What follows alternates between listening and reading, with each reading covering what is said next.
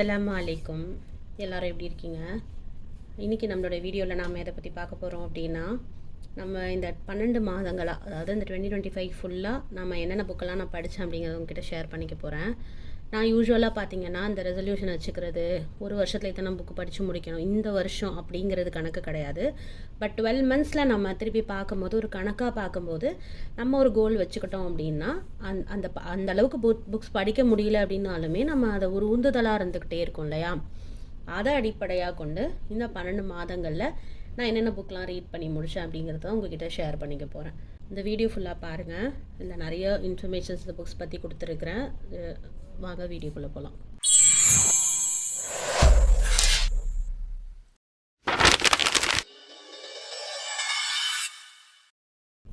Twelve மந்த்ஸில் நான் ஃபர்ஸ்ட்டாக படித்த book என்ன அப்படிங்கிறத நான் உங்களுக்கு சொல்கிறேன். இது என்னுடைய ரீரீட். இந்த புக் பற்றி நம்ம ஆல்ரெடி நம்மளுடைய புக் சேனலில் பாட்காஸ்ட் போட்டிருக்கோம். அதே மாதிரி இந்த புக்கில் வந்து பார்த்திங்கன்னா என்ன மாதிரி விஷயங்களை சொல்லியிருக்காங்கன்னா, அந்த பாட்காஸ்ட்டை ரொம்ப டீட்டெயில்டாக சொல்லியிருக்கேன். ஜனவரி மந்த் ரீடில் 2 புக்கு நாங்கள் வச்சுருந்தோம். அந்த நாங்கள் அப்படின்னு ஏன் சொல்கிறேன்னா, நான் புக் கிளப் ஒன்று நாங்கள் வச்சுருக்கோம் ஃப்ரெண்ட்ஸ்குள்ளே. அதில் நாங்கள் வந்து 12 மந்த்ஸில் வந்து என்னென்ன புக் படிக்கலான்னு முன்கூட்டியே இந்த மந்த்து ஸ்டார்டிங்லேயே இந்த வருஷம் ஸ்டார்டிங்லேயே நாங்கள் டிசைட் பண்ணியிருந்தோம். அப்படி நாங்கள் வச்சதில் வந்து டியூஸ்டேஸ் வித் மோரி அந்த புக்கும், அல்கெமிஸ்ட் அப்படிங்கிற இந்த 2 புக்குமே நாங்கள் வந்து வச்சுருந்தோம். இந்த 2 புக்குமே எனக்கு வந்து ரீரீட் தான். ஸோ இந்த ரீரீடில் வந்து பார்த்திங்கன்னா டிஸ்கஸ் பண்ணணும் புக் கிளப்லங்கிறதுக்காக மீண்டுமே நான் படித்த புக். இந்த புக் வந்து பார்த்திங்கன்னா உண்மையிலே நடந்த ஒரு ரியலிஸ்டிக் ஃபிக்ஷன் தான். உண்மையிலே நடந்த விஷயங்களை தான் இதில் பதிவிட்டுருக்குறாங்க. மிச் ஆல்பம் அப்படிங்கிற இந்த ஆத்தர் வந்து பார்த்திங்கன்னா அவருடைய ப்ரொஃபஸர் தான் மோரி அவர்களுடைய கல்லூரி காலங்களில் ஒரு ப்ரொஃபஸராக இருந்து மிச் ஆல்பம் அப்படிங்கிற ஒரு ஸ்டூடெண்ட்டை வழி நடத்திய ரொம்ப இன்ஸ்பைரிங்கான இருந்த ஒரு டீச்சர் தான் மோரி. மோரிக்கு ஒரு நோய் ஒன்று வந்துடும். அந்த நோய் வந்து ரொம்ப நிறைய பேருக்கு அந்த நோய் இருக்காது, ரொம்பவே குறைந்தபட்சம், ஆனால் ரொம்ப வீரியம் அதிகமாக இருக்கக்கூடிய ஒரு நோயில் வந்து மோரி ஆழ்த்தப்படுறாரு. காலேஜெல்லாம் முடியுது, அந்த கிராஜுவேஷன்லாம் முடிஞ்சதுக்கப்புறம் மிச் ஆல்பம் வந்து பார்த்திங்கன்னா மோரி கிட்ட ப்ராமிஸ் பண்ணுறாரு.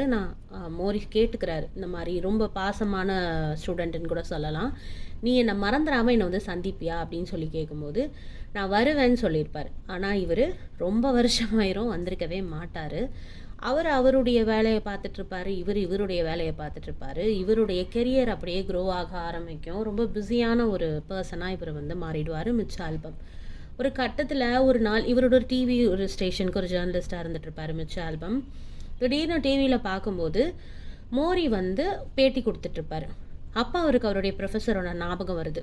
இந்த மாதிரி ஒரு சிறந்த ஒரு ஆசிரியராக இருந்தாரே, அதுக்கப்புறம் அவர் என்னாச்சுன்னே தெரியலையேன்னு. அவர் ரொம்ப உடல் நிறைவு குறைந்து ரொம்ப வயதாகி அப்படி பார்க்கும்போது ரொம்ப அவருக்கு மனசு கஷ்டப்படுறாரு. அவரை சந்திக்கலாம் அப்படின்னு சொல்லி ஒரு முடிவெடுத்து போகும்போது அங்கே தொடங்குது இந்த புக்குடைய ஆரம்பம். இங்கே போகும்போது அவரை இன்டர்வியூ எடுப்போம்னு நினைக்கல, அவரை சந்திக்க போகும்போது அவரை ரெக்கார்ட் பண்ணணும்னு நினைக்கல, அப்போ அவர் இந்த புக்கை இதை வெளியிடணும்னு நினைக்கவே இல்லை. அவர் சந்தித்ததுக்கு அப்புறம் அந்த முதல் மீட்டிங்கில் 2வது மீட்டிங்க்கு வரும்போது கண்டிப்பாக ரெக்கார்ட் பண்ணணும்னு சொல்லி ரெக்கார்டிங்லாம் கொண்டு வரார். ஸோ அப்படி இந்த புத்தகம் வந்து பார்த்திங்கன்னா பதிவிடப்பட்டுச்சு. மோரி வாழ்க்கை தத்துவங்களை நிறைய இந்த புக்கில் சொல்லியிருக்காரு. ரீசெண்டாக ஒரு யூடியூபர் சொல்லியிருந்தாங்க, இதில் வந்து சில விஷயங்கள் எனக்கு பிடிக்கல அப்படின்னு சொல்லியிருந்தாங்க. ஒரு புக் ரிவ்யூவர் சொல்லியிருந்தாங்க. என்ன அப்படின்னா, பணம் அப்படிங்கிறது வந்து லைஃப்பில் முக்கியம் கிடையாது, பணத்தை மட்டுமே நோக்கி நாம் போக முடியாது, ஆனால் பணமும் முக்கியம் அப்படின்னு சொல்லியிருந்தாங்க. இதை ஒரு யங் ரீடர்ஸ் படித்தாங்க அப்படின்னா அவங்க என்ன நினப்பாங்க, பணத்தை ஒரு குறிக்கோளாக எடுக்க மாட்டாங்க தானே, கண்டிப்பாக பணம் இம்பார்ட்டன்ட் தானேன்னு. ஆக்சுவலாக இந்த புக்கில் வந்து அதை அப்படி சொல்லப்படலைன்னு தான் நான் எடுத்துக்கிறேன். என்ன அப்படின்னா, நீங்கள் நல்லா யோசித்து பார்த்தீங்கன்னா இந்த யங் ஏஜில் இருந்து தான் மிச்சம் வந்திருக்கிறார். ஒன்றா அவர் திடீர்னு ஒரு 38-40 வயசில் குதிச்சிடல, ஒரு யங் ஏஜில் இருந்து தான் எல்லாமே லைஃப்பை சொல்லி கொடுத்து தான் வராரு. லைஃப்னால் இதுதான் புரிஞ்சு தான் வராரு. நம்மளோட கோலை பின்பற்றணும், நம்ம பார்க்கக்கூடிய வேலையில் சந்தோஷம் இருக்கணும்னு ப்ராக்டிக்கலான கிளாஸை தான் மோரி எடுக்கிறாரு. ஆனால் மிச்ச ஆல்பம்க்கு வாழ்நாளில் அவர் போகிற பாதையில் பணத்தை மட்டுமே அவர் பிஸியாகவே இருந்துகிட்ருக்காரு. அவரை நினைக்க முடியாத அளவுக்கு பணம் வந்துருச்சு. பணம் அப்படிங்கிறத ஓடுறதுக்கு பின்னாடி அவர் கமிட்மெண்ட்ஸ் பின்னாடி ஓட ஆரம்பிச்சிட்டாரு. ஸோ பணம் அவருக்கு தார்மாராக வந்துட்டுருக்கு, எந்த அளவுக்குன்னே தெரியல. அப்போ ஆனால் அவர் சின்ன லைஃப்பில் இருக்கக்கூடிய ஹாப்பினஸ்லாம் அவருக்கு இருந்துச்சான்னு கேட்டால் இருந்துமே அவரால் அனுபவிக்க முடியல. அந்த டிஃப்ரென்ஸை தான் இந்த புக்கு சொல்லுது. எல்லாத்துக்கும் பணம் இம்பார்ட்டன்ட் தான். பணம் இல்லாமல் எதுவுமே இல்லை. நம்மளே வேணான்னாலும் பணம் நமக்கு கண்டிப்பாக வேணும் தான் அடிப்படை தேவைக்கு. அதை பற்றி இந்த புக் எதுவுமே சொல்லலை. ஆனால் அதை மட்டுமே நினச்சிட்டு நீங்கள் இருந்தீங்கன்னு சொன்னால் பணம் எப்படி கால்குலேட் பண்ணி சம்பாதிக்கிறது அப்படிங்கிறது நம்மளுடைய வாழ்க்கையோடைய அங்கமாக இருக்கலாம். ஆனால் நம்மளை சுற்றி சில விஷயங்கள் இருக்குது, அதெல்லாம் பணம் வந்தால் கூட நம்மளால் வாங்க முடியாது. ஸோ பேலன்ஸ்டான லைஃப் நமக்கு ரொம்ப முக்கியம் அப்படிங்கிறது தான் இந்த புக் சொல்லுது. ஸோ யங்ஸ்டராக இருந்தாலும் ஒரு நல்ல வளர்ந்த அடல்ட்டாக இருந்தாலும் பணத்தை பற்றி இதில் இந்த புக்கில் சொன்ன விஷயங்கள் ரொம்பவே சரியானதுன்னு நான் நினைக்கிறேன். ரொம்ப அழகாக, ரொம்ப தத்ரூபமாக பல வருஷங்களுக்கு முன்னாடி இந்த புக்கு வந்து எழுதியிருக்காங்க, ரிலீஸ் பண்ணியிருக்காங்க. அப்போவுமே பாருங்கள் பணத்தை பற்றின இந்த புரிதல் நமக்கு கொடுக்குறாங்க இந்த புக்கில். நான் என்ன சொல்ல வரேன்னா, இன்றைக்கி ஒரு பொருள் வாங்குறது அப்படின்னா கூட இன்னொருத்தவங்களுக்காக வாங்குறது, இன்னொருத்தவங்க வாங்கிட்டாங்களேன்னு வாங்குறது, இன்னொருத்தவங்க வந்து எப்படி சொல்கிறது, இன்னொருத்தவங்க வந்து சொல்லிட்டாங்க ஆன்லைனில், அதனால நான் போய் இந்த பொருள் வாங்குகிறேன். உண்மையிலே அந்த பொருள் எனக்கு தேவையா என்னங்கிறதே எனக்கு தெரியாது. அப்படியாக இருக்கலாம். இன்றைக்கி ரிலேஷன்ஷிப் எப்படி பார்க்கப்படுது, கணவன் மனைவி உறவு எப்படி இருக்குது, கூட பிறந்தவங்க உறவு எப்படி இருக்குது, எவ்வளோ பேர் வந்தாலும் போனாலும் மனைவியுடைய உறவு, மனைவிக்கு கணவனுடைய உறவு எல்லாமே இருக்குது. நம்ம இறந்ததுக்கப்புறம் நம்மளை பற்றி 4 பேர் நல்லா பேசுகிறதுக்கு வருவாங்க. ஆனால் நம்ம இருக்கும்போதே அந்த 4 பேர் நம்மளை பற்றி நல்லா பேசுகிறாங்களா? கிடையாது. நம்ம இறந்ததுக்கப்புறம் தான் அவங்க நம்மளை பற்றி நல்லா பேசுகிறாங்க. அவங்க அதுக்கு முன்னாடி நம்ம உயிரோடு இருக்கும்போது நம்ம கூட பகையாக இருப்பாங்க. ஆனால் இறந்ததுக்கப்புறம் நல்லா பேசுவாங்க நம்மளை பற்றி. அது யாருக்கு வேணும்? அப்படி நிறைய விஷயங்களை பார்த்திங்கன்னா இந்த புக்கில் வந்து சொல்லியிருக்கிறாரு. ரியலாக மோரி பேசின விஷயங்களை மிச்ச ஆல்பம் ரெக்கார்ட் பண்ணி அவர் இறந்ததுக்கப்புறமா இதை புக்காக ரிலீஸ் பண்ணியிருக்கிறாரு. இந்த புக்கில் வந்து நிறைய ஹைலைட் பண்ணலாம். இன்னும் கூட 2 தடவை படித்தா இன்னும் கூட நமக்கு நிறைய விஷயம் புரியும் போல். குட்டி குட்டி அட்வைஸாக நிறைய, ரொம்ப இந்த சின்ன புத்தகம் தான் இது, பார்த்துக்கோங்களேன். உலகத்தில் எந்த புக்லேயுமே சொல்லாததை இதை சொல்லிட்டாங்க அப்படி கிடையாது. அதாவது life is all about a reminder. நம்ம நிறைய விஷயங்களில் இப்போ பல புத்தகங்களில் பல விஷயத்த ஒரே விஷயங்களாக இலக்கை அடையணும், பணம் சம்பாதிக்கணும், நல்ல மனசோடு இருக்கணும், நல்ல நடத்தை இருக்கணும்னாலும் பல்வேறு வகையில் நமக்கு சொல்லும்போது இன்னும் நமக்கு சூப்பராக புரியுது. இது ரியலிஸ்டிக் ஃபிக்ஷனுங்கும் போது எனக்கு ரொம்ப பிடிக்கும். ரியலிஸ்டிக் ஒரு மெமரி படிக்கிறதா இருக்கட்டும், ஒரு பயோகிராஃபி, ஆட்டோபயோகிராஃபி படிக்கிறது எனக்கு ரொம்ப பிடிக்கும். ரியலாக இருந்திருக்காங்க, நடந்திருக்குன்னும் போது அப்படி பார்க்கும்போது எனக்கு இந்த புக் ரொம்ப பிடிச்சிருந்தது. இந்த புக்கை நான் வந்து ஒரு 3வது முறையாக நான் இந்த வருஷம் ஆரம்பத்தில் படித்தேன் அப்படின்னு சொல்லலாம். ரொம்ப நல்ல ஒரு புக் இது. ஜனவரி ரீடில் ஒரு புக்காக இருந்துச்சு. ஸோ இதுவுமே நான் ரீட் பண்ணியிருந்தேன். இதோட ரிவ்யூ அதுதான். அடுத்ததாக ஜனவரி ரீட்லேயே பார்த்தீங்கன்னா ஆல்கெமிஸ்ட் அப்படிங்கிற இந்த புக் வந்து தெரியாதவங்க இருக்கவே முடியாது. அவ்வளோ பேருக்கு இந்த புக்கை பற்றி தெரியும். ரொம்பவே ஜெனரலாக எல்லாருமே ஒரு ஆரம்பத்தில் புக் ரீடராக இருக்கக்கூடியவங்க எடுத்து படிக்கக்கூடிய ஒரு நான் ஃபிக்ஷன் அப்படின்னு சொல்லலாம். செல்ஃப் ஹெல்ப் புக்கில் இதுவும் ஒன்று. இது வந்து ஃபிக்ஷன் ரீதியாக தான் போகுது, கதை வடிவில் தான் இது போகும். இதை பண்ணுங்கள் அதை பண்ணுங்கன்னு அட்வைஸ் மாதிரி போகாது, கதை நூடாகத்தான் இந்த புக்கில் வந்து அட்வைஸை வைக்கிறாங்க. இந்த புக்கில் வந்து அரபு உலக அந்த ஒரு நடை இருக்குது. அதாவது அந்த பாலைவனத்துக்கு போகிறது வர்றது, இந்த இஸ்லாமிக் கல்ச்சர் அது மாதிரி இருக்குது. ஒரு மனிதன் வந்து ஒரு சாதாரண ஒரு நிலையில் ஒரு ஆடு மேய்ப்பவனாக இருக்கிறான். அந்த ஒரு பையன் வந்து தன்னுடைய இலக்கை நோக்கி நான் பயணிக்கணும் அப்படின்னும் போது அந்த இலக்கை நோக்கி அவன் பயணிக்க எடுத்த முயற்சி, அதுவும் அந்த காலத்துலலாம் 11 வருஷங்களுக்கு முன்னாடிலாம் போகிறாங்கன்னா ஒரு ஊருக்கு போகிறாங்கன்னாலே திரும்பி எவ்வளோ நாள் கழித்து வருவாங்கன்னு தெரியாது. அதுவும் இவன் உலகத்தை பார்க்கணுங்கிறான். அப்படி போகும்போது அவனை இலக்கை நோக்கி போகும்போது அவனுக்கு அந்த இலக்குக்கு தடங்களாக எவ்வளோ விஷயங்கள் வருது. சரி, இது பொதுவான விஷயம் தானே. நீங்கள் ஒரு இலக்கை நோக்கி போகிறீங்கன்னா உங்களுக்கு பல இன்னல்கள் வரும். அதெல்லாம் நீங்கள் கடந்து நீங்கள் தடைகளை உடைத்து நீங்கள் போகும்போது தான் வெற்றி அடைவீங்கிறதெல்லாம் பல கதைகளில் பார்த்துருந்தாலும் அகைன் நான் சொல்கிற மாதிரி ஒருத்தவங்க ஒரு மாதிரி சொல்லுவாங்கல்ல, அந்த ஸ்டோரிஸை நம்மளால் கனெக்ட் பண்ண முடியும். அந்த மாதிரி இந்த பையன் ஒரு இலக்கை நோக்கி போகிறான். அவனுக்கு பல தடைகள் வருது. ரொம்ப அவனுக்கு ஆசபாசம் ஊட்டுற மாதிரியான தடைகளும் வருது. அதெல்லாம் புரிஞ்சுக்கிட்டு அவனுடைய இலக்கை நோக்கி எப்படி போகிறான், இதை எப்படி நம்மளோட லைஃபோட நம்ம கம்பேர் பண்ணிக்கிறது, எவ்வளோ விஷயங்கள் வந்தாலும் எவ்வளோ விஷயங்கள் நம்மளை ஃபாலோ பண்ணுறதுக்கு இருந்தாலும் எப்படி நம்ம அந்த தடைகளெல்லாம் வென்று போகிறது, நம்மளோட மனோ இச்சைகளுக்கு நாம் இடம் கொடுக்காம, அதுதான் மெயின். மனோ இச்சைகளுக்கு நாம் வழி கொடுக்காமல் நம்ம இலக்குன்னு ஒன்று இருக்குல்ல, அதை எப்படி நாம் வந்து அடையிறதுங்கிறத பற்றின ஒரு புக்கு தான் இது. கடைசியில் ஒரு ட்விஸ்ட் ஒன்று இருக்கும்.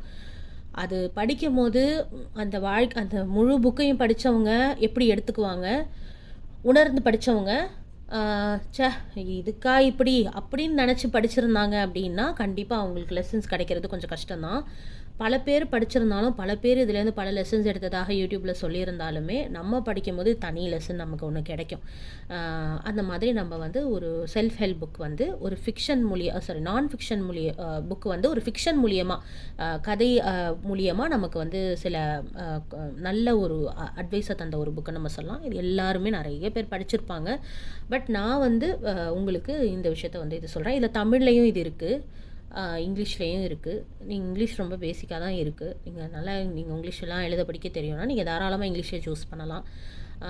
ஏன்னா உங்களுக்கு இந்த புக்கு வந்து இங்கிலீஷ்லேயே தான் வந்தது. அதனால் நம்ம இங்கிலீஷ்லேயே படிக்கும்போது அந்த ஆத்தர் எப்படி எழுதியிருக்காங்களோ அந்த வடிவத்திலே நமக்கு கிடைக்கும். அதனால தான் சொல்கிறதே தவிர மற்றபடி தமிழில் படிக்காதீங்கன்ற அர்த்தம் கிடையாது. தமிழில் ரொம்ப தூய தமிழாக இருக்க மாதிரி என்னுடைய சகோதரிகள் சில பேர் ஃபீல் பண்ணாங்க. சிஸ்டர் சில பேர் சொன்னாங்க இது ரொம்ப கஷ்டமாக இருக்க மாதிரி இருக்குது, தமிழ் சில வார்த்தைகளுக்கு அர்த்தமே தெரியலைன்னு. அதனால் நான் சொல்கிறேன், நீங்கள் படிக்கணுன்னா உங்களோட சாய்ஸ் நீங்கள் பாருங்கள். ஸோ இதுவுமே ஜனவரி ரீரீட் பண்ணப்பட்ட ஒரு புக். அடுத்ததாக நான் வந்து ஃபெப்ரவரி ரீடர் வந்து இந்த 2 புக்குமே நாங்கள் எடுத்திருந்தோம்.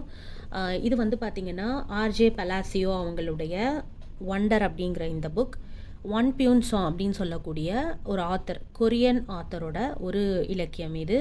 அது புக் நேம் வந்து பார்த்திங்கன்னா ஆல்மன். இந்த 2மே வந்து ஃபெப்ரவரி மந்த் எடுத்திருந்தோம். 2மே கிட்டத்தட்ட ஒரு சின்ன பசங்களோட ஒரு கதை தான். இந்த பையனுக்கு ஒரு 10 வயசு, இந்த பையனுக்கு ஒரு டீனேஜ் வயசு, ஒரு 15 அந்த மாதிரி இருக்கும், 15-16 வயசு இருக்கும். இந்த 2 பேருமே வந்து ஒரு குறைகளோடையே இருக்கிறாங்க. ஃபஸ்ட்டு ஒன்று ஒன்றா பார்த்துடலாம். ஸோ ஆல்மன் பார்த்திங்கன்னா ஒரு கொரியன் லிட்ரேச்சர், இதை வந்து இங்கிலீஷில் வந்து மொழிபெயர்த்திருக்காங்க. மொழிபெயர்ப்பு ஒன்றும் அவ்வளோ கஷ்டமாலாம் இல்லை, ரொம்பவே இலக்கா சரளமாக படிச்சுட்டு போகிற மாதிரி இருந்தது. சில எழுத்து எல்லாமே இங்கிலீஷ் புக்கு தானே ஒரே மாதிரி இருக்குன்னு கிடையாது. சில ரைட்டர்ஸோட ஸ்டைல் அப்படி இருக்கும், ரொம்ப ஸ்மூத்தாக இருந்துச்சு இந்த டிரான்ஸ்லேஷன் சொல்லலாம். இந்த புக்கில் வந்து பார்த்திங்கன்னா யுன்ஜே அப்படிங்கிற பையன் தான் மெயின் கேரக்டர். அந்த பையனுக்கு எந்த விதமான உணர்வுகளையுமே உணர்வுகளே அவனுக்கு உணர முடியாது. கோபம், அழுக, தாபங்கள் எதுவுமே அவனுக்கு உணர முடியாது. அவனுக்கு இருந்ததெல்லாம் அவங்க அம்மாவும் பாட்டியும் தான். அவன் கூட இருக்கும்போது அவங்க அம்மா பாட்டி அவனை எப்படியெல்லாம் அந்த உணர்வுகள் விஷயத்தில் ட்ரைனிங் கொடுக்குறாங்க, எப்படி அவனுக்கு எதுவுமே சொல்ல தெரியாது, அவனுக்கு வலிக்குதா என்ன எதுவுமே சொல்ல தெரியாது. இப்படி ஒரு விஷயத்தோடையே அவன் வளர்றான். ஏன் இந்த புக்குக்கு ஆல்மன்னு பேர் வந்துச்சு? அதே மாதிரி இந்த உணர்வு இல்லாத ஒரு பையன் உணர்வே பயங்கரமான உணர்வை வச்சுக்கிட்டு ஒரு பையனை மீட் பண்ணுறான். அவனுக்கு அப்படியே எதிர்மறையாக இருக்கிறான் அவன். அந்த பையன் பேர் வந்து பார்த்திங்கன்னா கான்.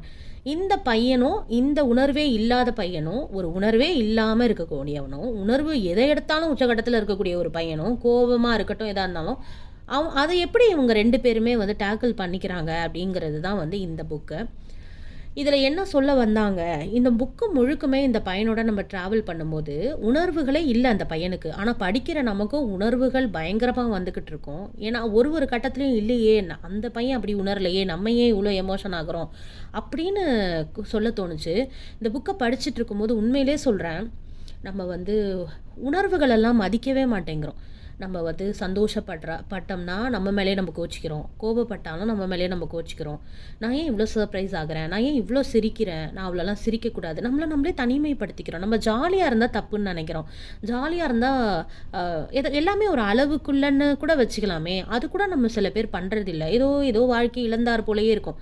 ஆனால் உணர்வுகள் அப்படிங்கிறது எவ்வளோ பிளெஸ்டான ஒரு விஷயம், அருள் செய்யப்பட்டிருக்கு நமக்கு. அல்லாஹ் தாலா நமக்கு எப்படி அந்த உணர்வுகளை கூட அழகான முறையில் வச்சிருக்கிறான் அப்படிங்கிறதெல்லாம், இந்த மாதிரி சில பேருக்கு சில நோய்கள் இருக்கும்போது தான் நமக்கு இதெல்லாம் சாதாரணமாக இருக்கே, இதெல்லாம் நம்மளுடைய வாழ்க்கையில் ஒரு சாதாரணமாக நினச்சி நம்ம வாழ்ந்துக்கிட்டு இருக்கோமேன்னு நினைக்கும் போது ரொம்ப ஆச்சரியமாக இருந்தது. அப்படியே இந்த உணர்வே இல்லாத ஒரு பையன் வந்து அவனுடைய வாழ்க்கையை கடக்கும்போது கான் அப்படிங்கிற ஒரு உணர்வு மிக்க நார்மலாக இருக்கக்கூடிய ஒரு பையன் வரும்போது, ஆனால் அவன் நார்மலாக இருக்கிறான், உணர்வுகளோடு இருக்கிறான். ஆனால் அவனுடைய வாழ்க்கை முறை நார்மலாக இல்லை. அந்த பையன் பார்த்திங்கன்னா கெட்ட பையனாக இருக்கிறான், கெட்ட வார்த்தைகள் பேசக்கூடிய பையனாக இருக்கிறான், அடிக்கிறான், மிதிக்கிறான், குத்துறான், இவனை போட்டு அவ்வளோ கிண்டல் பண்ணுறான், ஸ்கூல்லலாம் அவனை நிம்மதியாக இருக்க விட மாட்டேங்கிறான், சண்டையும் சச்சரவுமாகவே கிடக்குது.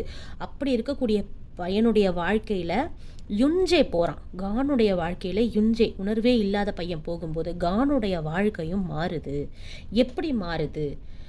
அதே மாதிரி டீனேஜ் பசங்களாக இருக்கக்கூடிய 2 பேருக்கு வாழ்க்கையில் அவங்களுடைய பெற்றோர்களுடைய வளர்ப்பு, அவர்களுடைய எப்படி சொல்கிறது கைடன்ஸ் அப்படிங்கிறது வந்து எந்த அளவுக்கு ஒரு பெரிய ஒரு முதுகெலும்பாக இருக்குது அப்படிங்கிறத ரொம்ப அழகாக இந்த புக்கு வந்து சொல்லியிருக்கு. கண்டிப்பாக இது எல்லாரும் வாங்கி படிக்கணும். இந்த புக்கு தமிழில் இல்லை, இங்கிலீஷில் மட்டும்தான் இருக்குது. இங்கிலீஷில் கொரியன் லாங்குவேஜும் இருக்கும் போல், மற்ற லாங்குவேஜும் இருக்கும் போல், ஆனால் தமிழில் இல்லை. இந்த புக்கு வந்து ரொம்ப நல்ல புக்கு, ரொம்ப இலகுவான ஒரு இங்கிலீஷில் இருக்கக்கூடிய ஒரு புக்கு தான். ரொம்ப நல்ல ஒரு புக்குன்னு சொல்லலாம். ஸோ இதை வந்து நம்ம ஃபெப்ரவரி ரீடாக எடுத்துருந்தோம். அதே மாதிரி வந்து பார்த்திங்கன்னா வண்டர் அப்படிங்கிற இந்த புக்கு வந்து பார்த்திங்கன்னா ஆர்ஜே பலாசியோ அப்படிங்கிறவங்க எழுதியிருக்காங்க. இந்த கவர் தான் நான் சொல்கிற புக். இன்னொன்று இதிலே ஹெல்மெட் போட்ட மாதிரி சேம் ஆத்தர் எழுதியிருப்பாங்க அந்த புக்கில். இது வந்து பார்த்திங்கன்னா ஆகஸ்ட் அப்படிங்கிற ஒரு பையன், அவன் பேர் ஆகஸ்ட், ஆகின்னு கூப்பிடுவாங்க. 10 வயசு இந்த பையனுக்கு. ஒரு முகம் வந்து பார்த்திங்கன்னா ஒரு கொஞ்சம் குறைபாடு இருக்கக்கூடிய ஒரு முகம்னு சொல்லலாம். அவன் கை கால் எல்லாமே நல்லா தான் இருக்கும். மூக்கு காதெல்லாம் இருக்கிறதே தெரியாது. கண்ணுமே பார்த்திங்கன்னா ரொம்ப குட்டியாக தான் இருக்கும். முகம்லாம் கொஞ்சம் தேஞ்ச மாதிரி இருக்கும்ல, மூக்கெல்லாம் அந்த மாதிரி இருக்கக்கூடிய ஒரு பையன். பட் இந்த மாதிரி இருக்கும்போது கண்டிப்பாக பார்வையிலேயோ காதுகளில் ஏதோ ஒரு பிரச்சனை இருக்க தானே செய்யும். அந்த மாதிரி கொஞ்சம் கொஞ்சமாக அந்த மாதிரி இருக்கக்கூடிய ஒரு நிலை. மற்றபடி இவன் நல்லா ஆக்டிவாக இருக்கிறான், நல்லா பேசுகிறான், வரான் போகிறான். இவனுடைய அப்பா அம்மா, அதுக்கப்புறம் இவனுக்கு ஒரு அக்கா இருக்கிறா. அவங்களோட அவனோட வாழ்க்கை தொடருது. இவனை ஸ்கூலுக்கெல்லாம் அனுப்பலை. ரொம்ப எப்படி சொல்கிறது, வெளியிலலாம் போனால் இப்போ நார்மலான பிள்ளைங்களையே கிண்டல் பண்ணக்கூடிய சமுதாயமாக நம்ம பார்க்குறோம் இல்லையா. ஆனால் இந்த பையன் வந்து வெளில போகும்போதெல்லாம் எவ்வளோ கிண்டல் கேலிகளை புள்ளியை வந்து அவன் சமாளிப்பான். அப்படிலாம் இருக்கக்கூடியவனுடைய மனநிலை எப்படி இருக்குது. அதே மாதிரி அவங்களோட அம்மா அப்பா இவனை வளர்க்குறதுலே கான்சென்ட்ரேட் பண்ணாங்கல்ல. இவனோட அக்காவுடைய வளர்ப்பு எப்படி இருந்தது, இவனோட அக்காவுடைய பாயிண்ட் ஆஃப் வியூவில் இருந்துமே இந்த புக் இருக்கும். இது அந்த பாயிண்ட் ஆஃப் வியூவுமே இதில் இருக்குது. அப்போது இதை வந்து எப்படி கம்பேர் பண்ணிக்க முடியுது, என்ன மாதிரி இந்த லைஃப்பை லீட் பண்ணுறாங்க, இந்த பிள்ளையை வளர்க்கும் போது அவங்க அம்மா அப்பா என்னென்னலாம் கோத்ரூ பண்ணுறாங்க, இந்த பையனை வந்து ஸ்கூலுக்கு அனுப்பாமல் ஹோம் ஸ்கூலிங் பண்ணாங்களே, இவன் ஸ்கூலுக்கு சேர்க்குறாங்க, ஸ்கூலில் சேர்த்து அவன் என்னென்ன மாதிரி இன்னல்களை சந்தித்தான், அப்படியே அந்த இன்னல்களோடையே இருந்தானா இல்லை அதையும் மாற்றினானா, அவன் என்னத்தை சொல்லி கொடுத்தான், கைண்ட்னஸ்ஸை சொல்லி கொடுக்குறான். எல்லாருக்கும் கைண்ட்னஸ்ஸை வந்து பார்த்திங்கன்னா தொளிச்சு விடுறான். அப்படியே அவன் போகிற இடம்லாம் கைண்ட்னஸ்ஸை தெளிச்சு விடுறான். எப்படி அவன் அக்செப்ட் பண்ணிக்கிறான், எப்படி அவனுக்குள்ளே அவன் பேசிக்கிறான், அவனோட உலகம் என்ன, ரொம்ப அழகாக இருந்துச்சு. ஒரு பிள்ளைங்க ஏதாவது நம்மக்கிட்ட வந்து இந்த மாதிரி என்ன ஒரு பிள்ளை வந்து ஸ்கூலில் கிண்டல் பண்ணிருச்சுன்னு சொன்னால் கூட எல்லாம் அப்படி தான் இருக்கும் அப்படின்னு அந்த பிள்ளையோடைய மனநிலையுமே கூட நம்ம ஒரு மாதிரி கண்டுக்க மாட்டேங்கிறோம். ஆனால் ஒவ்வொரு குழந்தையுமே இந்த உலகத்தை வந்து சந்திக்கும் போது ரொம்ப ஆர்வமாக தான் போய் சந்திக்குது. எவ்வளோ பேர் நம்மக்கிட்ட மகிழ்ச்சியாக பேசினாலும் ஒருத்தர் நம்மளை பற்றி தப்பாக சொல்லிட்டாங்க, கிண்டல் பண்ணிட்டாங்கன்னா அந்த குழந்தையோடைய உலகமே இருண்டு போயிடுதில்ல. நல்லா இருக்கக்கூடிய ஒரு குழந்தைக்கே இப்படின்னு சொன்னால் இப்படியான குழந்தைகளுக்கு எப்படி இருக்கும். அப்போ நல்லா இருந்தாலும் சரி, இந்த மாதிரி குறைகளோடு இருந்தாலும் சரி, பிள்ளைங்களுக்குன்னு ஒரு உலகம் இருக்குது, அவங்களுக்குன்னு ஒரு மனசு இருக்குது. கூட இருக்கிறவங்க வந்து பார்த்திங்கன்னா ரொம்பவே கவனமாக இது எல்லாத்தையும் கையாளணும். நம்மளோட இன்றைக்கி வளர்ப்புகள் எப்படி இருக்குன்னு சொன்னால் தாய்லாம் வந்து பார்த்திங்கன்னா வீட்டில் இருக்கிற கஷ்டத்தோடையே இருக்கிறாங்க. பிள்ளைகளுடைய மனநிலைக்கே போக மாட்டேங்கிறாங்க. ஆமாம், எனக்கே 1000 கஷ்டம் இல்லை, நீ வேறையான்னு சொல்லி நம்ம உணர்வுகளுக்கு தான் நம்ம முன்னுரிமை கொடுக்குறோம். அப்படிலாம் இல்லாமல் பிள்ளைகளுக்குன்னு ஒரு உலகம் இருக்குது, அவங்க உலகமே நாம தான் அப்படிங்கிறத உணர்ந்து நாம் என்ன செய்யணும். சோறு ஊட்டிட்டா மட்டும் பத்தாது, பார்த்து ஆடைகள் புத்தாடை அணைஞ்சி விட்டுட்டா மட்டும் பத்தாது, கரெக்டான டைமுக்கு குளிக்க வச்சு ஸ்கூலுக்கு அனுப்பிட்டா மட்டும் பத்தாது. உணர்வு ரீதியாக அவர்கள்ட்ட நாம் எப்படி நெருங்குறோம், அவர்கள்ட்ட என்ன மாதிரி விஷயங்களை பேசுகிறோம், உலகத்தை எப்படி அவங்களுக்கு நம்ம கற்றுக் கொடுக்குறோம், நடத்தை எப்படி கற்றுக் கொடுக்குறோம், எப்படி கைண்ட்னஸை நம்ம கற்றுக் கொடுக்குறோம்.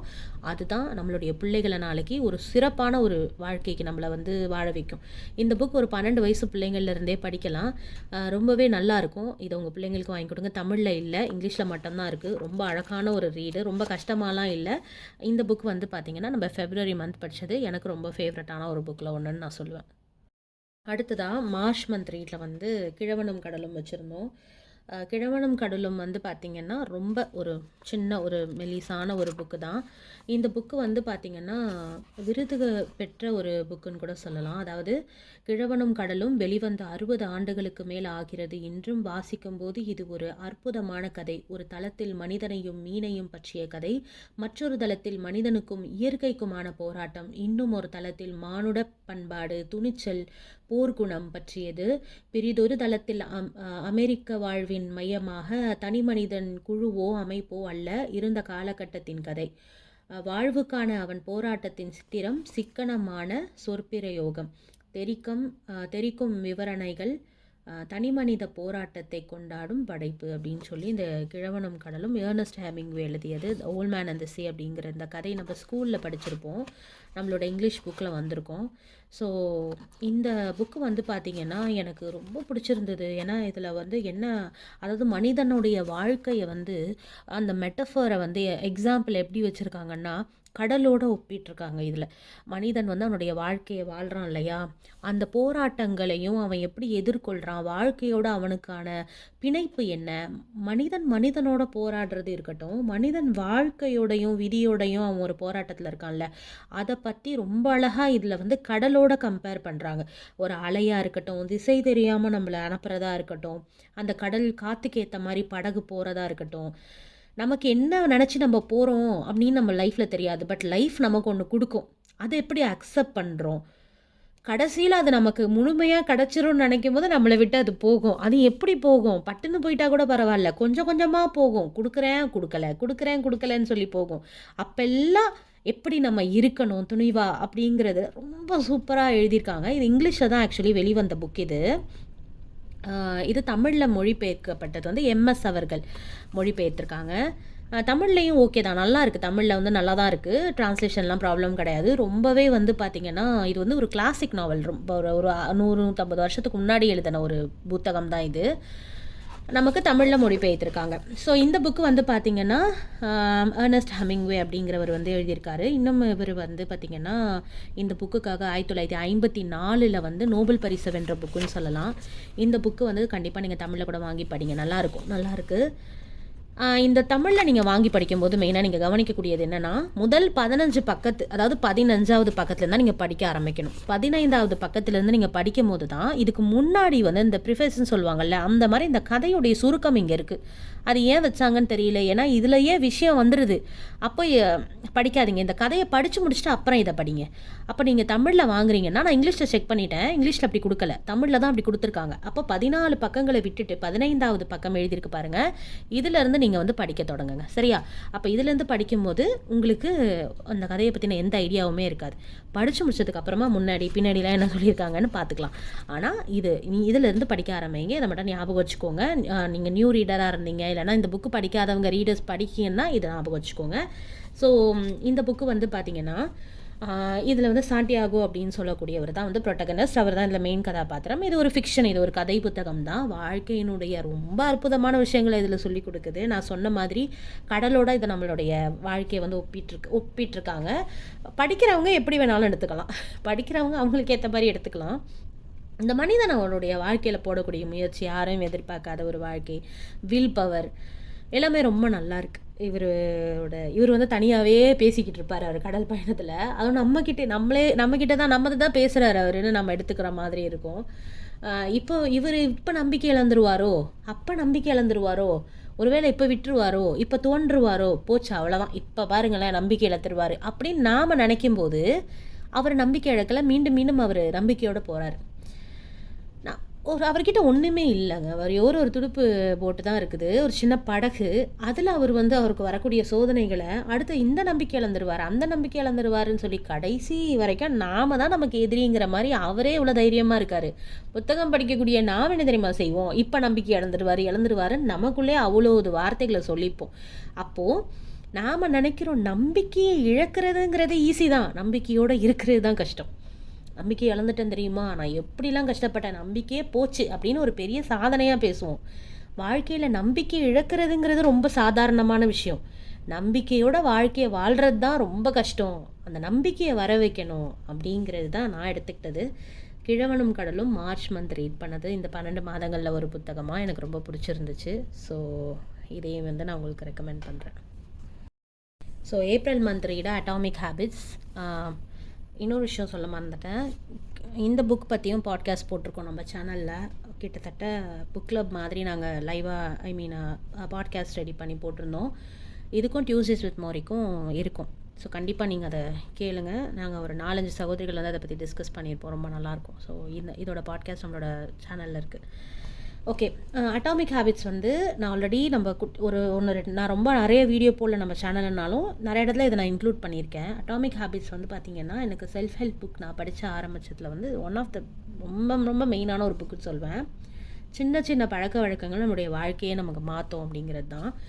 ஒரு ஹேபிட்டை நீங்கள் ஒரு ஹாபியாக நீங்கள் ஸ்டார்ட் பண்ணுங்கள். இப்போ ஒரு புக் ரீட் பண்ணுறதே ஒரு நாளைக்கு ஒரு 2 பேஜ் படிக்கணும்னு நீங்கள் ஸ்டார்ட் பண்ணுங்களேன். நீங்கள் ஒரு ஹாபியாக அதை ஆக்கும்போது அது ஹேபிட்டாக மாறும். அதை நீங்கள் ஒரு ஜஸ்ட் ஒரு ஒரு 5 நாளைக்கு படிக்க போகிறேன், 2 நாள் விட்டுருவேன்னு வச்சுங்க. மண்டே ஆட்டோமேட்டிக்காக நீங்கள் படிக்க ஆரம்பிப்பீங்க. சாட்டர்டே சண்டே விட்டுருவீங்க. இது ஒரு ஒரு ஒரு எப்படி சொல்கிறது, ஒரு கோலாக வச்சு நம்ம பண்ணிகிட்டே இருக்கும்போது ட்ரெயின் ஆகிடுவோம். ட்ரெயின் ஆகிட்டு நம்ம என்ன ஆகும், நம்மளோட பழக்கமாக அது மாறிடும். ஹாபிங்கிறது என்ன, டைம் கிடைக்கிறப்ப பண்ணுவோம். ஹேபிட்னா என்ன, என்னோடய ஹேபிட்டே அதுதான் அப்படின்னு சொல்லுவோம். என் பழக்கமே அதுதான் அப்படின்னு சொல்லுவோம்ல. அது மாதிரி எந்த டைமில் புக் படிக்கிறீங்க தெரியாது, எனக்கு எப்போ டைம் கிடைக்கிதோ நான் புக் படிப்பேன். அதே தான் இப்போது இதை நம்ம வந்து ஒரு நம்ம என்ன ஹேபிட்டுக்கு வேணாலும் இதை நம்ம எடுத்துக்கலாம். இப்போ தையல் மிஷின் இருக்கும், தைக்க மாட்டாங்க. அப்படியே இருக்குது, தைக்கவே முடியல, தைக்கணும்னு துணி இருக்கும் ஆனால் தைக்க மாட்டாங்க. ஆனால் நம்ம என்ன நினைக்கணும், அட்லீஸ்ட் ஒரு நாள் விட்டு ஒரு நாள் நான் ஸ்கெட்யூல் போட்டுக்கிறேன். ஸ்கெட்யூல் போட்டு ஒரு நாள் விட்டு ஒரு நாள் வந்து பார்த்திங்கன்னா நான் தைக்க போகிறேன், அட்லீஸ்ட் ஒரு ½ அன் ஹவர் ஸ்பெண்ட் பண்ண போகிறேன்னு எழுதி வச்சிடணும். அதுக்கப்புறம் ஒரு நாள் விட்டு ஒரு நாள் அவங்க வந்து இதை ஒரு ஹாபியாக எடுத்தாங்கன்னா கூடிய சீக்கிரத்தில் அது ஒரு ஹேபிட்டாக மாறிடும். அதே மாதிரி தான் நம்ம செய்யக்கூடிய விஷயங்கள், நம்ம கற்றுக்கணும்னு நினைக்கிறது. இப்போ நம்ம ஒரு குரான் ஓதுறோம் அப்படின்னா கூட டெய்லி எடுத்து வச்சு ஓத முடியல. சரி, இன்றைக்கி நான் ஒரு ஐனு நான் ஓதிடுறேன், டைம் எல்லாம் விட்டுறேன். ஒரு ஐன் எவ்வளோ பெருசாக நான் ஓதிடுறேன், இல்லைனா ஒரு பேஜ் ஓதுறேன், இல்லைனா ஒரு 5 வசனம் ஓதுறேன். இதை நம்ம ஒரு ஹாபியாக மாற்றிட்டோன்னு வச்சுக்கோங்களேன். அதுக்கப்புறம் நமக்கு அது ஹேபிட்டாக மாற்றிடும். நீங்களாம் நிறுத்தினா கூட அதை நிறுத்த முடியாது. ஏன்னா இப்போது நம்ம சின்ன பிள்ளையிலேருந்து பல்லு விளக்கியிருப்போம்ல, பல்லு விளக்கிட்டே தான் இருக்கும். இன்றைக்கி காலையில் எழுந்துச்சி பல்லு விளக்கும் போது நம்ம நினச்சோமா, ஏன்டா நம்ம பல்லு விளக்கிக்கிட்டு அப்படின்னு நம்ம நினைக்க மாட்டோம். ஆட்டோமேட்டிக்காக அது நடக்குது. நம்ம பாட்டுக்கு பேஸ்ட் வைக்கிறோம் ப்ரஷ்ஷில், நம்ம பாட்டுக்கு வளர்க்குறோம். அது அதே மாதிரி நம்ம கை போகிறது, நம்ம பல்லில் வைக்கிறது ஒரே மாதிரி தான் நம்ம டைரக்ஷன் யூஸ் பண்ணிக்கிட்டு இருந்திருப்போம். எப்படி நிறுத்தி நிதானமாக கவனிக்கும் போது தான் தெரியும், நம்ம இப்படி தான் பல்லு விளக்குறோமான்னு. அந்த அளவுக்கு கூட நம்ம உணராமல் அந்த பல்லு விளக்கிட்டு இருக்கோம். நம்ம ஒரே மாதிரி எடுப்போம், ஒரே மாதிரி வைப்போம், ஒரே மாதிரி பல்லு விளக்குவோம். அதை கூட நம்ம உணர்றது கிடையாது. அப்போது குளிக்கிறது, பல்லு விளக்குறது இதெல்லாமே பாருங்களேன், சின்ன பிள்ளையிலேருந்து நமக்கு ஒரு ஹேபிட்டாகவே அது ஆயிடுச்சு. ஒரு ஹாபியாவா நம்ம நினச்சோம், அப்படியே ஹேபிட்டாக மாறிடுச்சுல. இன்றைக்கி அதை நம்ம நிறுத்த முடியுதா? அதை பண்ண முடியுதுல்ல. அப்போ ஏன் இந்த விஷயங்களை பண்ண முடியல? யோசித்து பார்க்கணும். அப்போது நம்ம தான் முயற்சி எடுக்கிறது இல்லை. அப்போ அதுக்கு என்ன தேவைன்னா, நம்மக்கிட்ட இருக்கக்கூடிய ஒரு மிஸ்டேக் என்னென்னா, ஒரே தடியாக எல்லாத்தையும் நிறுத்திட்டு ஒரே தடியாக நான் பயங்கரமாக எல்லாத்தையும் ஒரே நாளில் பண்ண போகிறேங்கிறது தான் பிரச்சனை. அட்டாமிக் ஹேபிட்ஸ்னால் என்னது? அட்டாமிக்னா என்ன? சின்ன சின்னதாக பண்ணுறது தான். சரிங்களா? குட்டி குட்டியாக நம்ம ஸ்டார்ட் பண்ணணும். அதுதான் மெயினான விஷயம். குட்டி குட்டி விஷயங்கள் நம்ம பண்ணும்போது நமக்கு நிறைய ரிசல்ட்ஸ் நமக்கு கொடுக்கும். ஸோ நாம் என்ன செய்கிறோம் அப்படின்னா, சின்ன சின்னதாக நம்மளுடைய பழக்க வழக்கங்களை மாற்ற போகிறோம். அதாவது இந்த இருக்குது பாருங்களேன், அட்டாமிக் குட்டி குட்டி புள்ளிகள் இருக்குது பாருங்களேன். இந்த மாதிரி தான் நம்ம என்ன செய்ய போகிறோம், நம்மளுடைய பழக்க வழக்கங்களை ஒன்றா தான் நம்ம ஸ்டார்ட் பண்ண போகிறோம். ஒன்றும் பிரச்சனை கிடையாது. அப்படி ஸ்டார்ட் பண்ணும்போது நமக்கு நிறைய விஷயங்களை நம்மளால் அச்சீவ் பண்ண முடியும். சரிங்களா? ஸ்ட்ரெஸ் இருக்காது, ரொம்ப நம்ம வந்து ஸ்ட்ரெயின் பண்ணிக்க தேவையில்லை. நம்ம என்ன செய்வோம், நிறைய விஷயங்களை நாம் ஃபாலோ பண்ணுவோம். இப்போ இந்த ஜேம்ஸ் கிளியர் அவங்க எழுதிய அட்டாமிக் ஹேபிட்ஸ் அப்படிங்கிற இந்த புக்கு வந்து பார்த்திங்கன்னா ரொம்ப நிறைய விஷயம் இருக்குது. நீங்கள் ஒரு தடவை 2 தடவை இல்லை, நிறைய விஷயம் நீங்கள் படிப்பீங்க. இது நான் வந்து ரீரீட்னு கிட்டத்தட்ட பல தடவை ரீரீட் பண்ணி, இந்த வருஷம் புக்கு நம்ம வந்து பேசணுமே, இந்த மந்த் நம்ம மீட்டிங் பண்ணுமேன்னு திருப்பியுமே அந்த ஏப்ரல் மந்த் படித்த புக்கு தான் இது. இந்த புக் வந்து எடுத்து வச்சிடுற புக்கு கிடையாது. நிறைய எனக்கு லோவாக ஃபீல் ஆகும். இப்போ நான் கரெக்டாக தான் எல்லாம் பண்ணிகிட்ருக்கேனா, நான் டைம் மேனேஜ்மெண்ட் ஒழுங்காக பண்ணுறேனா அப்படின்னு எனக்கே ஒரு சந்தேகம் வரும்போது, ஒரு டிப்ஸ் மாதிரி இல்லை நான் 4 பேர்கிட்ட ஷேர் பண்ணும்போது ஏதோ ஒன்று டக்குன்னு போகிற போக்கில் ஒரு நின்ன இடத்துல நம்ம உட்காந்து தான் படிக்கணும்னு இல்லை, நான் வச்சுருப்பேன். நின்ன இடத்துல அப்படி ஓப்பன் பண்ணி பார்த்துட்டு இப்படி யதார்த்தமாக அப்படி ஓப்பன் பண்ணுவேன். ஏதோ ஒரு பேஜ் ஓப்பன் பண்ணுவேன், நான் ஒரு விஷயத்தை படிப்பேன், அதை மைண்டில் வச்சுப்பேன். அதை நான் ஃபாலோ பண்ணுறான் தான் நான் சந்தோஷப்பட்டுக்குவேன். நான் ஃபாலோ பண்ணலைன்னா ஓகே இதை நம்ம ஃபாலோ பண்ணுவோம் அப்படின்னு நினச்சிருவேன். ரொம்ப ஸ்ட்ரெயின் பண்ணிக்க மாட்டேன். இது நிறைய தடவை ஃபுல்லாக முடிச்சிருக்கோமா, அதெல்லாம் இல்லை. நீங்கள் எடுங்க, நீங்கள் ஏதாவது ஒரு விஷயத்தை அதுலேருந்து எடுத்து லேர்ன் பண்ணிக்கிட்டால் கூட போதும். ஏன்னா இதில் அவ்வளோ விஷயங்கள் சொல்லியிருக்காங்க. எல்லாத்தையும் நம்மளால் படித்து முடித்த உடனே கரைச்சிலாம் குடிக்க முடியாது. நிறைய பேர் சொல்கிறது என்ன தெரியுமா, இவ்வளோ புக்கெல்லாம் படித்தா தான் நிறைய விஷயம் பண்ண முடியும். அப்படிலாம் கிடையாது. புக்கு படிச்சிட்டாலாம் யாரும் நல்லாலாம் எல்லாத்தையும் பண்ணிட முடியாது. டிசிப்ளின் வேணும் நமக்கு. ஃபர்ஸ்ட் ஆஃப் ஆல் டிசிப்ளின் நமக்குள்ளேருந்து வரணும். அந்த டிசிப்ளின் இருக்கிறவங்க தான் தான் வாழ்க்கையை ரியலாக மாற்றிக்கணும்னு புக் எடுத்து படிப்பாங்க. டிசிப்ளின் இல்லாதவங்க நீங்கள் 1000 புக்கு இல்லை 10,000 புக்கு படித்தாலும் உங்களை மாற்றிக்க முடியாது. அப்போது நேச்சுரலாகவே நமக்கு அந்த டிசிப்ளின் வரணும். ஃபர்ஸ்ட் நமக்கு அந்த எண்ணம் வரணும். அப்புறம் நம்ம ஒரு விஷயத்த மாற்றிக்கணும்னு நினச்சி நம்ம அதுக்கான ஸ்டெப் எடுக்கணும். அதுக்கப்புறம் அதை குட்டி குட்டி குட்டியாக ஒன் அட் அ டைம்னு சொல்லுவோம். ஒரே ஒரு விஷயத்த மட்டும் கையெடுத்துட்டு நம்ம பண்ணணும். கையில் எடுத்து நம்ம ஒரு விஷயத்த பண்ணும்போது அது அழகான சக்ஸஸ்ஃபுல்லான சில விஷயங்களை நமக்கு கொடுக்கும்போது அதில் நமக்கு ஒரு ஹாப்பினஸ் வருதுல்ல, அப்போ அடுத்த விஷயத்த நமக்கு பண்ணோங்கிற ஆர்வம் வரும். அப்போ இந்த புக் என்ன சொல்லுதுன்னா, நீங்கள் ஒரு சின்ன விஷயத்த எடுங்க, அதை முயற்சி பண்ணுங்கள், அதை ஹேபிட்டாக மாற்றுங்க. அப்புறம் என்ன முடிஞ்சு போச்சா? இல்லை, அடுத்த விஷயத்த ஒரு ஹாபியாக எடுங்க, அதை பழக்குங்க, அதை பழகிட்டதுக்கு அப்புறமா அதை ஹேபிட்டாக மாற்றுங்க. இப்படி உங்களுடைய வாழ்க்கையில் நல்ல நல்ல விஷயங்களை சின்ன சின்னதாக நீங்கள் உள்ளே கொண்டு வாங்க அப்படின்னு சொல்கிறது தான். அப்போ நான் சொன்ன மாதிரி புக்கு படிச்சுட்டானா எல்லாராலையும் நல்ல விதமாலாம் மாறிட முடியாது. டிசிப்ளின் உள்ளே இருக்கணும். அவங்களால தான் புக் படித்தாலும் எந்த நல்ல விஷயத்தை கேட்டாலும் நாம் என்ன செய்ய முடியும்? படிச்சுக்கு தெரிஞ்சுக்க முடியும். புக்ஸ் படிக்கிறது நல்லா ஒரு 4 பாயிண்ட்ஸ் கேட்டுட்டேன்னு இன்றைக்கி ஷார்ட்ஸ் உலகமாக இருக்குது. ஷார்ட்ஸில் ரொம்ப மோட்டிவேஷன் கேட்டோம்னா உடனே நம்ம அதை செஞ்சிருவோன்னு கிடையாது. எந்திரிச்சு நடக்கணும், ஃபஸ்ட்டு எந்திரிக்கணுங்கிற எண்ணம் வரணும். எந்திரிச்சு போவேன், அதை நான் செய்வேங்கிற எண்ணம் வந்ததுக்கு அப்புறமா தான் அதை நம்ம செயல்படுத்த முடியும். படுத்துக்கிட்டு 10,000 ஷார்ட்ஸ் பார்க்கலாம், என்னத்தை செயல்படுத்த போகிறோம்? அதுதான் விஷயம். ஸோ இந்த புக் வந்து பார்த்திங்கன்னா ஏப்ரல் ரீடில் ரொம்பவே அழகாக, இன்னும் கூட இதை நிறைய விஷயம் நம்ம இதை பற்றி பேசலாம். ரொம்ப ஒரு அற்புதமான ஒரு புக்கு. ஸோ இது எப்போவுமே ஒரு கைட் மாதிரி, நம்ம ஒரு நல்ல ஆசிரியர் மாதிரி நம்ம இதை வச்சுக்கலாம். ஸோ இதுதான் ஏப்ரல் மந்த்க்கான ரீட். இது வந்து மே மந்த்க்கான ரீட். இது ஏப்ரலுக்கு அப்புறம் மே மந்த். இதுவுமே வந்து பார்த்திங்கன்னா ரீரீட்னு பல ரீரீட். இது வந்து நான் புக்கெல்லாம் ஆரம்பித்த காலகட்டம் கோவிட் டைம். அப்போது இந்த atomic habits, psychology of money, அதுக்கப்புறம் இந்த புக், இதெல்லாம் வந்து பார்த்திங்கன்னா இதெல்லாம் அந்த டைமில் வாங்கி ரெகுலராக படிச்சுட்டு இருந்த புக். இந்த புக்கு இன்னுமே நான் படிச்சுட்டு தான் இருக்கேன். எப்படின்னு சொன்னால், இந்த புக்கில் வந்து யார் அழுவார் நீங்கள் உயிர் துறக்கையில், who will cry when you die by robin Sharma. இந்த புக்கு வந்து பார்த்திங்கன்னா ஒரு சின்ன ஜேர்னல் மாதிரி தான். பெருசாக வாழ்க்கை தத்துவம் சொல்லிட்டாங்க, எங்கேயும் இல்லாத தத்துவம் சொல்லிட்டாங்க அப்படிலாம் எடுக்க வேணாம். நீங்கள் ஒரு ஷார்ட்ஸ் பார்க்குறீங்க, அதில் உள்ள விஷயத்தை எடுத்துக்கிறீங்களா இல்லையா, அதில் உள்ளதை நீங்கள் ஷேர் பண்ணுறீங்களா இல்லையா, அப்படி தான். ஆனால் அதை விட ரொம்ப இம்பாக்ட்ஃபுல்லாக இருக்கும். ஏன்னா ஷார்ட்ஸுங்கிறது ஒரு விஷயத்த டீட்டெயிலாக சொல்ல மாட்டாங்க, இதுதான் விஷயம்னு போயிடுவாங்க. அது உங்கள் பக்கம் நியாயம் இருக்கோ இல்லையோ நீங்கள் அதையும் உட்காந்து ஷேர் பண்ணிகிட்ருப்பீங்க, இல்லைனா இதுதான் உண்மை நம்பிட்டு போயிடுவீங்க. புக் அப்படி கிடையாது. அதே மாதிரி ஒரு நல்ல மனிதர்களோடு நீங்கள் உட்காந்து பேசுகிறீங்க, ஒரு பெரிய கான்வர்சேஷன் நடக்குதுன்னா அவங்க சொல்லக்கூடிய விஷயங்களும் நீங்கள் ஷார்ட்ஸ் பார்க்குற மாதிரி கிடையாது. எதுவுமே டீட்டெயில்டாக இருக்கணும், அப்போ தானே அதுலேருந்து நம்ம உண்மைத்தன்மை எடுக்க முடியும். சரி, அப்போது இந்த புக்கில் பார்த்தீங்கன்னா இப்படி ரேண்டமாக நீங்கள் ஒரு பக்கம் நீங்கள் எடுத்தீங்கன்னா கூட அதிலிருந்து ஒரு நல்ல ஒரு மெசேஜ் உங்களுக்கு கிடைக்கும். ஸோ எப்போவுமே நான் சொன்ன மாதிரி போகிற போக்கில் இந்த புக்கில் கொஞ்சம் முன்னாடியே வச்சுக்கிறது, டக்கு டக்குன்னு எடுப்பேன், பார்ப்பேன், படிப்பேன், போயிடுவேன், அந்த மாதிரி மைண்டில் வச்சுப்பேன். ஒரு நல்ல படம் பார்த்தீங்கன்னா கூட அதில் நல்ல விஷயங்களை எடுங்க. சும்மா பாட்டு கூத்து இது இல்லை விஷயம். நல்ல கருத்துள்ள படங்கள்லாம் எவ்வளோ இருக்குது, அதில் நீங்கள் நல்ல விஷயங்களை எடுங்க அப்படிங்கிற ஒரு விஷயமா இருக்கட்டும். அதே மாதிரி உங்கள் லைஃப்பில் கொஞ்சமாவது ரிஸ்க் எடுங்க. கம்ஃபர்டபுளாக வாழ்ந்துட்டு போகிறதுல என்னங்க பெருமை? கம்ஃபர்டபுளாக இருந்து தான் எவ்வளோ விஷயத்தை செஞ்சுட்டு போயிடலாமே, அதில் என்ன பெருமை? ரிஸ்க் எடுங்க. அப்போ தான் உங்களுக்கு என்ன முடியலங்கிறதே தெரிய வரும். அதே மாதிரி டைம் இல்லாமையே, எந்த ஒரு டைம் இல்லாமையும் நீங்கள் ஒரு நாள் உங்களுடைய வாழ்க்கையை வாழுங்க. ஆல்ரெடி நாங்கள் அப்படி தானே வாழ்ந்துட்டுருக்கோன்னு கிண்டலாக கேட்காதீங்க.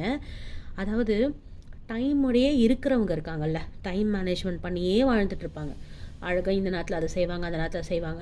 ஒரு நாள் நீங்கள் அப்படி வாழ்ந்து பாருங்கள், எந்த டைமுமே இல்லாமல் அப்படி வாழ்ந்து பாருங்கள். நிறைய சிரிங்க, அவ்வளோதான். இந்த ஒரு ஒரு ஒரு ஒரு விஷயங்கிறதே இந்த பாருங்களேன், 2 பக்கங்கள் தான், பேப்பர் கூட கிடையாது, 2 பக்கங்கள், இங்கிட்ட அங்கிட்ட, அவ்வளோதான். அந்த மாதிரி நிறைய விஷயங்களை வந்து உள்ளடக்கியதாக இருக்குது. ஸோ நம்ம கஷ்டங்களையுமே பிளெஸ்ஸிங்காக பார்க்குறது, சீக்கிரமாக காலையில் எழுந்திரிங்க, நல்லா இருக்குது பாருங்களேன். இதெல்லாம் ரொம்ப போட்டு கஷ்டப்பட்டு இங்கிலீஷில் கொடுத்து அப்படிலாம் கிடையவே கிடையாது. இவங்களாம் ரொம்ப நல்ல ரைட்டர்ஸ் இவங்க. ஸோ ரொம்ப இலகுவாக நமக்கு புரிய வச்சுருவாங்க.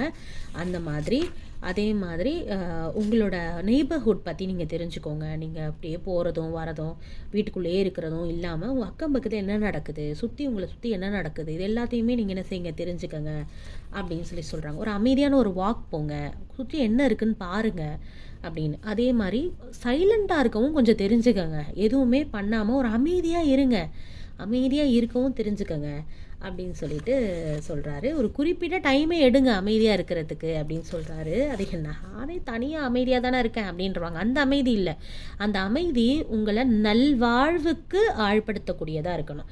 கோச்சிக்கிட்டு டிப்ரெஷனில் இருக்கக்கூடிய அமைதி அவர் சொல்லலை, சரிங்களா? இந்த மாதிரி இந்த புக்கில் வந்து பார்த்திங்கன்னா சின்ன சின்ன விஷயங்கள்னு சொல்லிட்டு கிட்டத்தட்ட 101 விஷயங்களை இந்த புக்கில் அவர் சொல்லியிருக்கிறாரு. ஆமாம். 101 விஷயங்கள வந்து இந்த புக்கில் சொல்லியிருக்கிறாரு. ரொம்ப குட்டி குட்டியாக இருக்கும். ரொம்ப நல்லாயிருக்கும். நிறைய தடவை ரீட் பண்ணி, நிறைய தடவை குட்டி குட்டியாகவும் நிறைய படித்த இந்த புக்கு தான். மே மந்த் ரீடாக நாங்கள் வச்சுருந்தோம் புக் கிளப்பில். ஸோ அகெயின் நான் படிக்கக்கூடிய ஒரு சிச்சுவேஷன் ஏற்பட்டுச்சு. Who will cry when you die by robin Sharma.